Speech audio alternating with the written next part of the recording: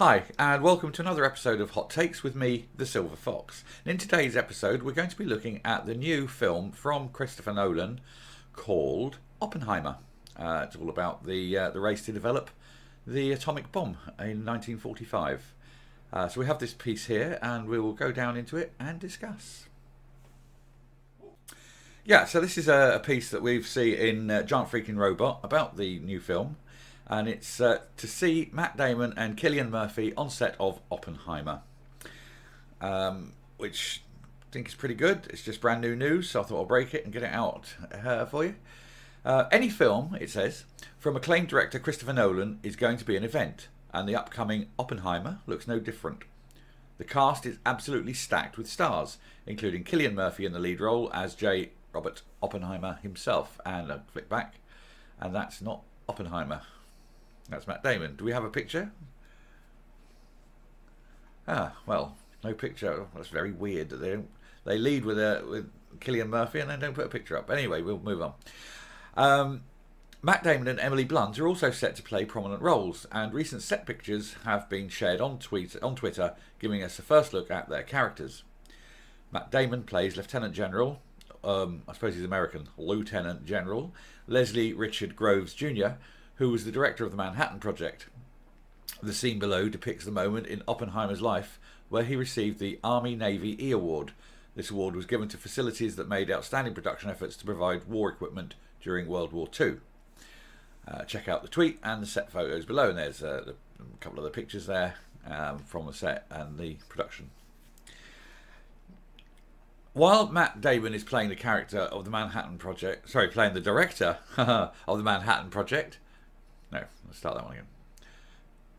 While Matt Damon is playing the director of the Manhattan Project, the movie is clearly going to belong to Killian Murphy, who plays the more well-known J. Robert Oppenheimer, one of the scientists who contributed to the project, leading to the invention of the atomic bomb. In the wake of the atomic bomb's destruction potential, Oppenheimer famously regretted his invention and struggled with the moral implications for the rest of his life. His moral quandary was famously encapsulated with his quote, "Now I am become death, the destroyer of worlds." This quote from the Bhagavad Gita is what first came to mind for Oppenheimer when he witnessed the detonation of the first atomic bomb on July the 16th, 1945. He did actually struggle with this. He very much retreated, went out of the public light. He didn't like to be interviewed about it or anything. He was a scientist and it was his job, and there was a war effort, and basically that's how he convinced himself he could do it. But he didn't like doing it. So I think that'll probably be explored in the film.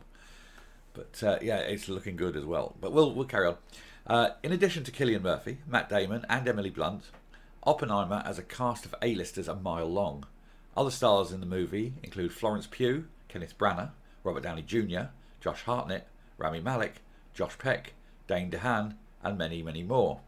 The movie is based on Oppenheimer's life and the book American Prometheus, The Triumph and Tragedy of J. Robert Oppenheimer by Kai Bird and Martin J. Sherwin.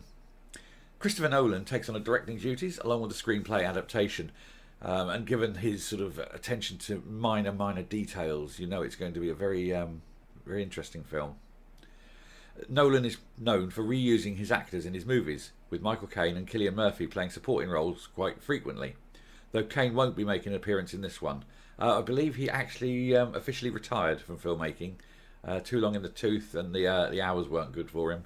But he is in his 80s now, so he deserves a break, I suppose. This will be the second collaboration between Matt Damon and Nolan after he made a brief appearance in Interstellar. Stars like Robert Downey Jr. and Emily Blunt will be making their first foray into the Nolan-verse. Oppenheimer also marks Nolan's departure from his long-time relationship with Warner Brothers. Instead, this movie will be distributed by Universal.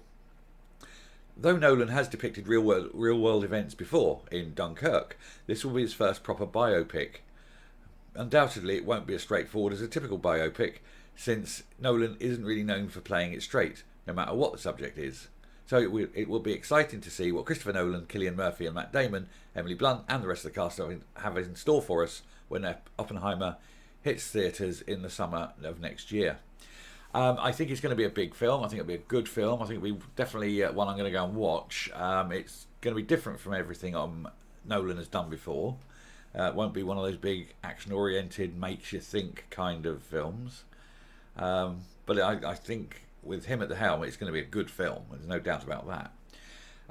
There has been a controversy about this film already, though, in that from the list of names I've read out there, the only sort of what you would consider non-white actor, I suppose, would be Rami Malek, who's Egyptian, Arabic origins.